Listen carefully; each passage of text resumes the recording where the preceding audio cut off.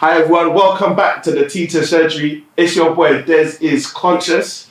Listen, we've got a special treat for you guys. We've got a special guest. We've got Justo in the building.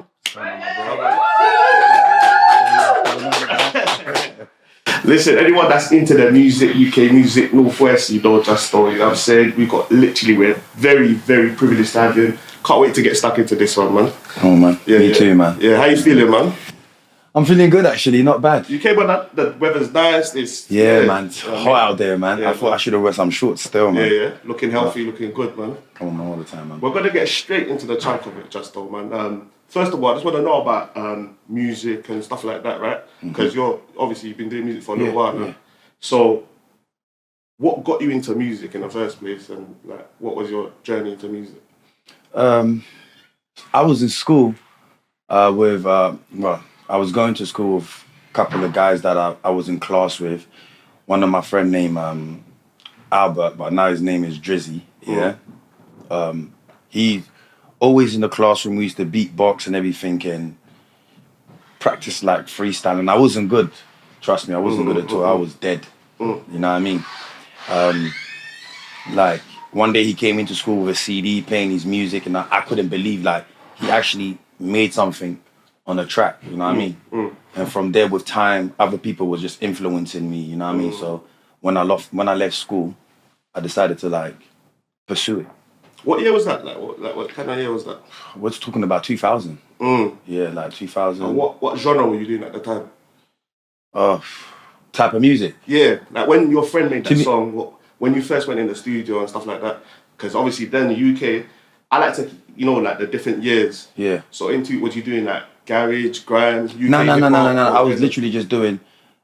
See them times there, yeah. It was more like you was mimicking the Americans. Okay. You know what I'm saying? Did you have the accent? Was you like? Yeah. All of that. That was a big phase in the UK. Yeah, definitely, man. I was definitely mimicking the Americans, you know that, with the accent, the way you're rapping, like how, you know what I mean, they sounded and everything. So yeah. So what kind of artists at the time were you influenced by? DMX. DMX, yeah. Because favorite rapper, man, DMX. So what kind of, obviously we're gonna get into like streets and stuff like that and music, and that's why I'm asking about that. Yeah. What kind of influence do you think the music you listen to? Because you said DMX. Yeah. And obviously later on in your life you ended up stepping into like the streets and stuff like that. Yeah. Do you think that made the influence into your decision making and going into that life, or do you think it was just by circumstance? Nah, I don't think it was the music that influenced me to get into that life. I think it was just more like life experience and going through certain things. Me, like listening to DMX, at that time it was like, I could relate to some of the things that he was saying, like not wanted, not like he wasn't wanted and all that, you know what I'm saying? He wasn't showed no love and everything, you know what I mean? So I kind of, you know what I mean, the aggressive tone and, you know what I mean, that was just me. You know what I mean? So I kind of related to all of that. You know what I mean? So it wasn't, I wouldn't say that influenced me to be a part of the streets or anything. Songs like Slipping and Falling. Yeah, like songs like Let Me Fly. That was the first song that I heard from him, Let Me Fly. You know what I mean? That it was like, yo, this is deep, you know what I mean? So songs like that. So we're going back into like school times, and I've been looking into like your history and that, and you came from Congo, right? Yeah. And it's different. I was born in Sierra Leone, came later on. I think we got a different experience to people that were born here. Would you agree with that? 100%. So how was it, before we even get to secondary school, let's talk about primary school. Yeah. And there's obviously you're in the teacher surgery, there's gonna be a lot of, we have a lot of people that are immigrants and parents that are immigrants themselves. Yeah. I think it's an understated thing where people don't understand what it's like for new children to come from a completely different country and then just come to England, London, and then learn the language, climatize. I think, how was it for you in primary school, especially the kind of way it was, because you're African, you had the accent. How was that in Now, you know what? It was hard. It was difficult. At that time, I didn't even know how to speak English. You see what I'm saying? So how did that work? So you're in school, can you remember what that was like in the class? Like, everyone's speaking English around you, the teacher's speaking English, you're in a new environment, new country. What was that like for a young boy? Like? Quiet. Didn't really say much. Just listened and paid attention. Do you know what I'm saying? And going home, watching TV, you know what I mean? You'll pick up the little words, do you know what I'm saying? Like the hello and everything. And with time, like when it goes on, you pick up a lot more of the bad words, what people were saying to you, and then you thought that was just the normal words. Do you know what I'm saying? So yeah, it was really difficult. It was hard, but with time, you start to pick up a lot of fights. Do you know what I mean? A lot of fights. You know. Was people trying to like make fun of you? Or yeah, like the name calling. You know what I'm saying? Like the clothes you wore. Your hair being picky. You know what I mean? All of that. Not cream in your hand, probably dry hands, all of them kind of things, you know what I'm saying? So that was pain, man. I can't even lie. It was pain, but you embrace it. And like, when did you see yourself in terms of like, obviously in school, you know, we socialize. When did you see yourself in a social ladder in terms of like, okay, I'm the new boy, people trying to maybe pick on me, call me names, to now maybe I'm like the cool kid. I'm hanging around with like the cool kids, or do you even have that transition? Did that come later on in life, or did that come in like secondary school? When did you get your confidence in like the social ladder in school and things like that? I don't think I never paid attention to being the cool kid or where am I in any category. I think for me it was just more like playing football, you know what I mean, and talking to other people, you know what I mean, just engaging with them. You might have other people that was like other like kids that were like popular, but I was friends with the popular ones. I was friends with the not popular one. I was friends with the ones that people didn't even want to talk to. Do you know what I mean? So I was okay. Okay, but then the thing is, obviously, when you started doing music, and you know that we call it in our kind of community, we call it street celebrity. So before you've got people, before there was people going viral, before there was all of this thing. There was certain names that were kind of popular names, people that were respected and loved in their communities. When did that start happening for you? Was that through the music, or was that through just the way you handled yourself around? I think it wasn't through the music. It was literally like me just being like handling myself through school, out of school.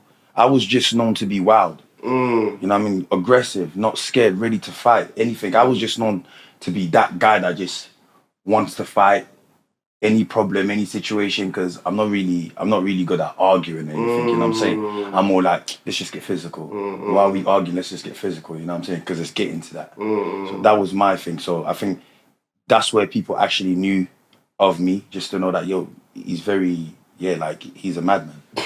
Like that.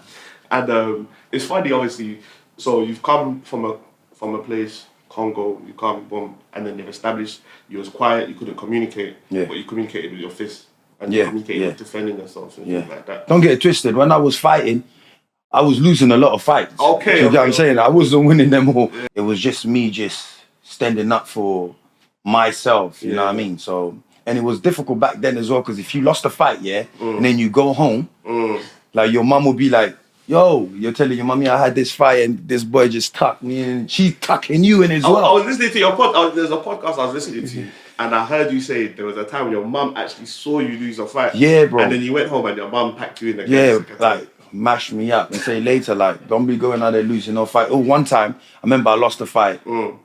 She took me outside to fight the guy. So when I was fighting the guy was beating me up. So my mum got mad and got in here. Hit the guy a couple of times, but at the same time hitting me. So you and your mum was rushing the guy? Yeah, we were hitting the guy, That's crazy. But then she started beating me at the same time to say like... So she's there beating the guy and then beating you for not beating the guy? for beating up the guy. That's crazy. You know what I mean? So yeah, man, it was like... That was my upbringing. Really. Did you have any formal like boxing fighting, or is it just straight Congolese power and that? You know, them you come from the motherland and you're just... Nah, it was no boxing, no nothing. It was literally just straight fighting. But like I said, like when I was younger, I used to watch like... Because I used to get beat up a lot as well, Like, I used to sit down and watch a lot of Kung Fu movies. Okay. Do you get what I'm saying? Like, my granddad and my uncle, they might have taught me a few things, but, bro, sometimes them things, that one move could only just last for that one move, and the fight's still going on. Okay. So you got to figure out the fight, you get what I'm saying? But I don't understand how you're learning Kung Fu and then you're trying to apply it like you're watching Anduan and you're trying to do the same thing. So basically, what I would see, I'll just apply it back. You know what I'm saying? Use certain things out of that and just do that. You know? All right, but so I'm just getting the trajectory. You're there, you're fighting, you're making a name for yourself. Let's get into your music. People know you, and your area. You've got a legendary, like you've got some legends. You've got obviously within Northwest and within particularly like South Kilburn, them sides there, Stonebridge, you've got the Big French, the K-Cokes and yourself. When did you start getting serious with the music? And when, obviously I thought C-Biz, when did you start meeting up with these lot? Did you lot, was it natural or was it like, you're seeing him fly and you're thinking, this is possible? You understand? Like, how did that go? Do you know what, to be honest with you, like I said, when I finished, when I got kicked out of school, I had nothing really going on, really, and truly. I always wanted to pursue music. Do you know what I mean? So it was more like, let me just do it. But it wasn't to try and make it. It was just something to just keep you occupied. Do you know what I mean? Biz was already in my estate, you know what I mean? Like, we done something together, and then there was me and my boy S. I'm not going to ask for something that you said. No, like, we already made, like, I remember, like, I had a little project that I was doing that, and a youth worker named Clint wanted me to do. So I picked a couple of guys to do it with. You know what I mean? And Biz was one of them. You know what I mean? But from there, once we did that, I just went off, started doing my own thing. And then when I was doing my own thing, and then one of my friends, Sticks, didn't introduce me, told me that one of our boys was rapping named S. So I was like, yo, S, boom, boom, boom, jump on this track. And then when me and S started doing our thing, that's when Biz got involved. Like, oh, so you were actually doing it before like Biz or... I was just trying to do my thing, you know what I'm saying? But they were doing their things as well, but I was just trying to do my thing. And then we just came together after that. We just did it together, like, just as a hobby. Like, it wasn't the thing that we were trying to make it. We were just doing it because we liked it, we enjoyed it. So this is what I want to ask, because there's a lot of kids that say they're doing music, and they go to the studio. You remember you said the keyword hobby. When was the point where it wasn't a hobby anymore? Well, it's still a hobby, but when was the point, and what was it like that you said, music there's a career in this, there's a life, there's a particular future in this? When was that point? I would say like 2014, 15, I think, if I'm correct, when music was really... So that's much later on then? When music was really kicking in for the UK kind of thing, Like, you can see, like, it's actually happening, because you're seeing other artists really doing their thing. Because, let's be realistic, rap was not popping in the UK. You know what I'm saying? You're not thinking that you're going to make it with rap. You know what I'm saying? So, when you're doing something, you're just hoping something might kick off. If it kicks off, it kicks off. If it doesn't really matter. Do you know what I mean? So, when I saw there's actually potential of actually trying to pursue it, you know what I mean? Then I tried to go for it, but at the same time, it's like I've got one foot in and one foot out. So you're not really pursuing it properly because you've got too much politics going on behind. Where was the other foot at that time? On the road. And how was handling that? Like, how is, for someone that doesn't understand, a lot of people, parents watch the teacher surgery, and they might have children that are in that same situation, one foot in, one foot out, right? How is that navigating you? What was stopping you from putting both foot in, and what was stopping you from leaving the roads at that time? Like, because a lot of times, the reason why I'm asking this, the reason why it's a key question, right, is a lot of parents think, those kids, they're in, but they could just get out. So what was stopping you at that time?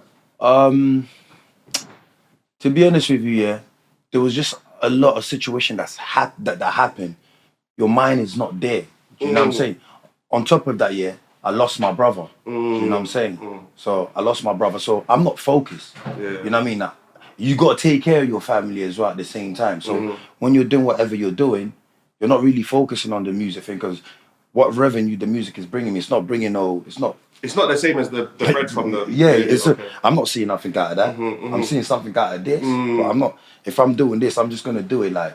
Whoever takes heat of it, they'll take the heat of it. But with this thing over here, I know this is supporting me. I know this is taking care of everybody else that's in my household. You know what I mean? So I just had to stay busy like that. So that's the only reason why I was out there doing what I was doing. On top of that, like, my mom's a single parent, you know what I'm saying? And two, I'm the eldest. You know what I mean? It's not that man wanted to be on the street, just felt like the 9 to 5 didn't help, because I did work. You know what I'm saying? The 9 to 5 didn't help, wasn't helping, wasn't paying certain things. You always have something else to pay. So you go onto the road, you're like, all of this bread that's coming in is taking care of everything. You know what and I you mean? were helping your mum, and like you're the older brother. So you're doing you're doing what you have to do just to make sure. Although mum didn't know, and when she did, she didn't agree to it.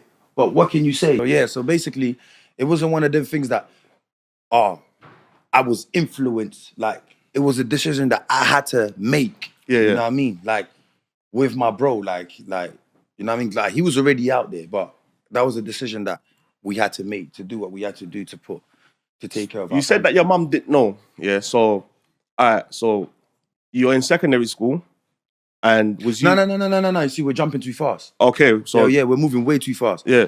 When I was in school, I was just in school. Yeah. Do you know what I'm saying? Yeah. My badness was just in school. I didn't pay attention to the street. The streets was not even in my That's what I was about to ask you. Okay. The street was not in my radar. I was into playing football. You know what I mean? In the football pitch, if there's something going on, you know, beast mode. Do you know what I'm saying? So it was that. Like, let's say when I was in school, teachers never really paid attention to you. Teachers wasn't really helping somebody like me. You know what I mean? Especially, I wasn't up to scratch with the school stuff or the reading or the writing. I had to teach myself how to read and write because teachers didn't pay attention to you to do all of that. Did you actually feel neglected in that time? That's crazy. So obviously, by the time you get to secondary school, you're fighting a lot, right? Yeah. And obviously, you're saying literally you're like winning and losing fights, right? Yeah. But at the same time, you've learned a new language, etc., etc. Yeah. Obviously, at the time of secondary school, you've picked up a fair amount of it, yeah. Yeah. So, but you're saying that in your school, certain teachers weren't really. Now, certain teacher wasn't really helping. There wasn't helping with certain things. So, like, let's just say, you got English class. And then you're meant to be in that classroom, yeah? But because you can't go in that classroom because you're not up to scratch with your reading or your writing properly, the teachers don't really want to deal with you. So they're going to send you to another kind of little room with some other bunch of kids that don't know what are going either. Do you get what I'm saying? So you're thinking to yourself, yo, what kind of nonsense is we this? need to bring that up with the teachers. So you're saying, and they do this, because obviously teachers are incentivized to focus on like the students that they think are gonna pass or things like that. And this is the thing. They concentrated, on the students that they felt like, he's so smart, I want to push that one there. He's so bad, he doesn't listen. Put him over there. But you're not really. I saw that with my own eyes, where with students that they thought that were more likely to pass, they'll nurture and care, focus. And with the bad students, they'll just let you be bad. They kind of like whatever. They're kind of giving up on you already. That's it. That's the word. They feel that you're going to be a failure. They think that you're not going to amount to nothing. But you know what I mean? Like, I've got the last laugh at the end of the day. You know what I'm saying? Because I'm not where they expected me to be. Okay. Do you see what I'm trying to say? So with school, I just realized, like I said, I was into music. For me to be into music, you have to learn how to write music. You get what I'm saying? So at that time, like I started teaching myself little things like reading like primary school book. And this is the time when I've got a little sister. And I'm teaching my little sister how to read. So when I'm teaching her, I'm teaching myself. So you're teaching your little sister and you're learning with it as well? Yeah, I'm learning with her. So when she's bringing the little sunshine books, we're going through these words, but we're breaking the words down. You know what I mean? And obviously we used to have this little pad thing, this ABC things, and they used to pronounce the sound ka. You know what I'm saying? So I used to break that down with her. That's crazy. So, and I used to be intact with that. And that's how you learn. So that's how I taught myself. Yeah. You know what I mean? So I wouldn't say... Did your mum, could your mum speak English? Was she struggling at the time? My mum could speak English. Yeah, my mum could speak English. She wasn't struggling. My mom's just smart. You know what I mean? She just gets it like that. I didn't even understand how this woman could just read what the teacher was writing on the paper. I'm like, you know what I'm saying? But she got it real quickly. Like, my mum was just smart. And so what was your, let's say, what was your best and your worst experience in school during them times? My best time in school would probably be like my football trip with my teacher, Mr. Jaladi, taking us to Great Yarmouth. See, students remember they're good teachers, you know. You remember, Like, even my maths teacher, Mr. Aras, I loved him because, he taught me maths. He literally, I have a lot of teachers, he took time to teach me maths. Like, that's what makes the difference, And my French teacher, Mr. Rahim, I liked him because we both spoke French. You know what I mean? He spoke French, I spoke French, so that was the great. Those were my teachers that I had great relationship with, Mr. Ojuladi, Mr. Aras, and Mr. Rahim. How about the worst? Your worst times? Man, my RE teacher. No, not my RE teacher. My history teacher, Miss Ellington. She used to always try to embarrass me in front of the whole classroom and say to me, "Get up and read this." And you were struggling. And so, but there was, you know what? And the students will laugh at you and things like that. No, but you know what? There was one student, yeah, her name was Kelly. She always, used to try. She'll be sitting there and she'll try to say, if I was stuck, she'll try and read like something to throw it. Okay. There was another girl that I went to school with, Sarah. She used to help me a lot as well. Okay. Like, you know what I mean? They've got thing. But listen, I want you to tell our listeners though about the present. What have you got going on? What's happening with the music and stuff like that? All right. Right now, I'm just trying to work on my album called Malvern Road. Yeah. What's that about? What's that? Malvern Road is the title where it's an area where I live in a street where a lot of things happen. Okay. Do you know what I mean? A lot of things where I've seen and a lot of things that's also happened there. So Yeah. I'm working on that. Do you know what I'm saying? And really trying to take it serious. Like I said, you know, I had a lot of things going on before, but now I just need to tunnel vision. Stay focused and just do what I need to do. Do you know what I mean? And for the kids out there, really and truly, what I want to say is, like, don't always follow your friends and do what they doing, because certain things might not be for you. Do you get what I'm saying? Yeah, you just need to focus, and just believe in yourself and stay true to yourself. You know what I'm saying? And then go where you're supposed to go to. You know what I mean? In life. Yeah. So that's what I would like to say to the kids, and just to stay focused. Don't listen to everybody or let anybody influence you. Is that you telling a young Justo that, a young version of yourself? Yeah, I speak to the young Justo all the time. To make him know that it's okay. Don't worry about it. We're good. Where can the Teacher Surgery listeners find you, please? You can find me on Instagram, Snapchat, you name it, Justo_full tank. Every single one on my platform is just that. What's the Full Tank about? Full Tank, my brother's name was Tank. Okay. Yeah, because he got passed. Is that the one that passed away then? Yeah. So named it Full Tank. Like, we're fully full tank. I love that. And you know, another interview that I saw of you, you were saying about, even when it comes to the streets, just to hammer home your last point, that when your brother passed, you said you would have given up all the streets. It's just not worth it at all. Yeah, 100%. That really drove it home when you trade 100%. it all in just so your brother can be alive today. Yeah, 100%, man. Because you know what? Death brings a lot of pain, you know what I'm saying? And sometimes the street is definitely not worth losing somebody very valuable. You know what I'm saying? And it breaks like family homes. Man. So, bruv, the streets it's a facade, man. Facade. It's a big facade. Like there's no substance to it. Literally, it's just a brick wall. All right. You know what I mean? So you heard that, I'm saying that. I'm not preaching to you lot, but I'm just telling you lot. From experience. Yeah. Someone that's lived it. You know what I mean? Yeah. All right, man. People, watch out for Justo. Hey, shout out to Tank, Full Tank. Love, appreciate it, man. Teacher Surgery, signing out, yeah? Yeah.